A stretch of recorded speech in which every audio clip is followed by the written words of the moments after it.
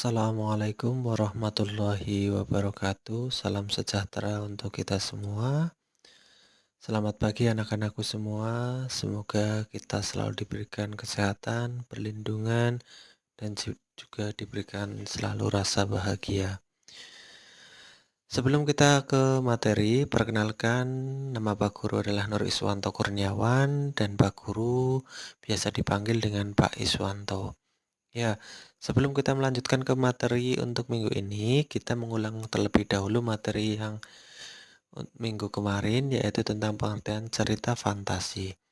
Cerita fantasi merupakan cerita narasi yang lahir dari pola pikir sang penulis yang berupa khayalan atau bersifat imajinatif. Itu materi kita tentang pengertian cerita fantasi. Nah, pada pagi hari ini kita akan membahas yaitu tentang ciri-ciri umum cerita fantasi. Ciri yang pertama yaitu cerita fantasi mengandung keajaiban atau keanehan atau kemisteriusan. Nah, kenapa kok mengandung keajaiban, keanehan atau kemisteriusan? Karena cerita fantasi mengungkapkan aspek-aspek supranatural, kemisteriusan, kegaiban yang tidak ditemui dalam dunia nyata. Cerita fantasi berupa cerita fiksi bergenre fantasi atau dunia imajinatif yang diciptakan oleh si penulis.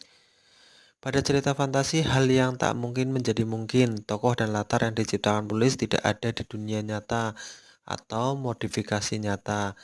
Tema fantasi adalah magic, supranatural, atau futuristik. Sedangkan ciri yang kedua, cerita fantasi memiliki ide cerita. Nah, ide cerita terbuka terhadap daya khayal si penulis. Ide penulis tidak dibatasi oleh realitas atau kenyataan. Ide cerita juga berupa irisan dunia nyata dan dunia khayal yang diciptakan pengarang. Ide cerita terkadang bersifat sederhana tetapi mampu menciptakan pesan yang menarik. Tema cerita fantasi adalah magic, supranatural atau futuristik. Contoh cerita fantasi adalah seekor singa bertempur dengan manusia untuk memperebutkan seorang anak. Ide cerita tersebut terdapat dalam film Jungle Books. Ciri yang ketiga, cerita fantasi menggunakan latar lintas ruang dan waktu. Nah, maksudnya seperti apa? Peristiwa yang dialami tokoh terjadi pada dua latar yang ada di dalam kehidupan sehari-hari dan latar yang tidak ada dalam kehidupan sehari-hari. Alur dan latar cerita fantasi memiliki kekhasan. Rangkaian peristiwa cerita fantasi menggunakan berbagai latar yang menerobos dimensi ruang dan waktu. Jalinan peristiwa pada cerita fantasi berpindah-pindah dari berbagai latar yang melintasi ruang dan waktu. Sebagai contoh, kalian pernah menonton film Doraemon. Nah, cerita Doraemon itu bisa merupakan salah satu cerita dari bentuk cerita fantasi karena melintasi ruang dan waktu. Ciri yang keempat, tokoh dalam cerita fantasi unik atau memiliki kesaktian.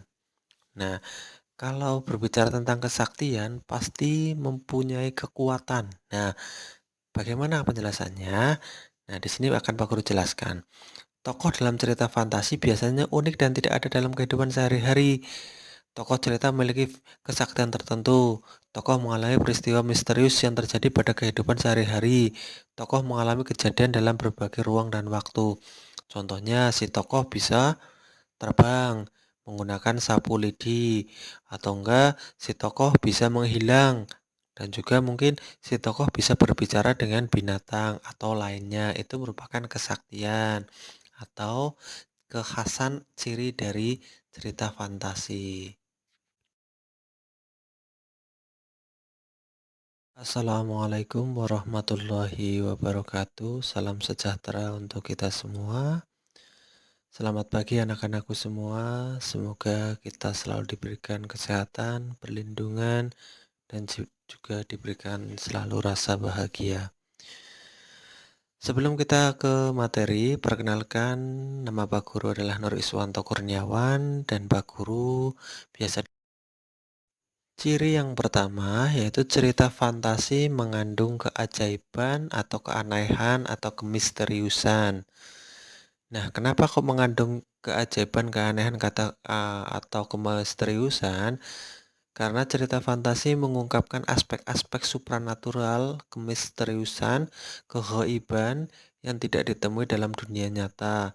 Cerita fantasi berupa cerita fiksi bergenre fantasi atau dunia imajinatif yang diciptakan oleh si penulis.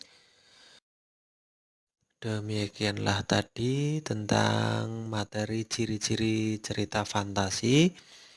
Kita akan mengulangnya kembali dari poin yang pertama, yaitu cerita fantasi mengandung keajaiban, keanehan, atau kemisteriusan. Yang kedua, cerita fantasi memiliki ide dan cerita. Yang ketiga, cerita fantasi menggunakan latar, lintas, ruang, dan waktu.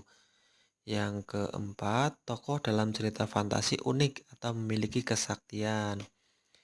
Yang kelima, cerita fantasi bersifat fiksi. Dan yang terakhir, penggunaan bahasa. Bahasa yang digunakan di sini menggunakan sinonim yang menimbulkan emosi atau biasanya terdapat sebuah dialog dalam sebuah cerita. Nah, demikianlah materi yang bisa Pak Guru sampaikan pada kesempatan kali ini. Untuk pertanyaan, silakan kalian bisa menulis di kolom komentar apa yang ingin kalian tanyakan. Jika misalnya ada yang belum jelas bisa ditanyakan, dan supaya bisa kalian untuk eh, mengikuti apa yang Pak Guru bagikan untuk pelajaran bahasa Indonesia, kalian bisa like and subscribe video ini supaya nanti kalau ada video-video baru bisa langsung kalian mengetahuinya. Oke, sekian dulu materi cerita fantasi. Eh, Selalu jaga kesehatan dan jangan lupa belajar. Sekian dan terima kasih. Assalamualaikum warahmatullahi wabarakatuh.